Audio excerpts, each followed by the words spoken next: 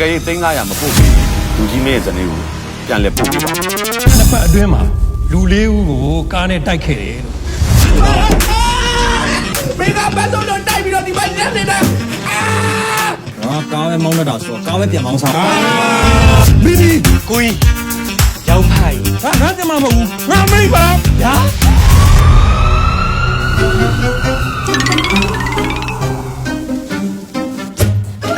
ရှင်းသူလေ သားတို့အားလုံးကမိဘမေးပါမင်းတို့လည်းမကောင်းဆောင်ပဲကော ငါပဲရော ငါဆို ငါထမင်းတက်အေးစေးစားလို့မရဘူးလားပြော အသိမလားမင်းကဘာလို့နေလဲ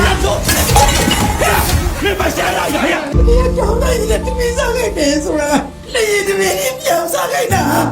အခုလည်းရပြမပေါ်ဘူးပြေးစ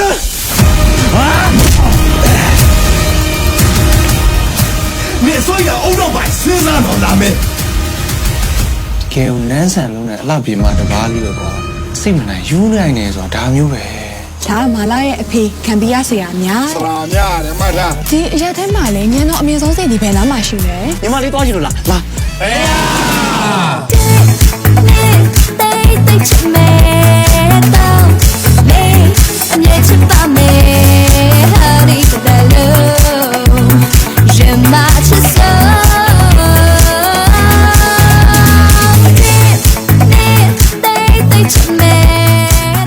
ဒါမင်းကိုလေဒီအလုံးနဲ့ယောက်ျားကိုချူစားတယ်လို့လုံးဝအပြောမခံနိုင် ဒါမင်းကိုချိုးစားတယ်လို့ဘယ်သူမှမထင်ရဘူးဒီနေ့ညပဲကိုလက်ထပ်လိုက်မယ်လေ ကံပြပညာကိုထူးထူးချုံချုံနဲ့တတ်ထားတဲ့အကောင်မျိုးမှငါပေးသားမှာ ခုချက်ချင်းသိမ့်မယ်ဆရာကြီး ဟဲ့ဒီမှာဖောက်ထွင်းဝတ်စာနဲ့လို့အဖောက်ခံရ ဟုတ်နေတယ်ကွာ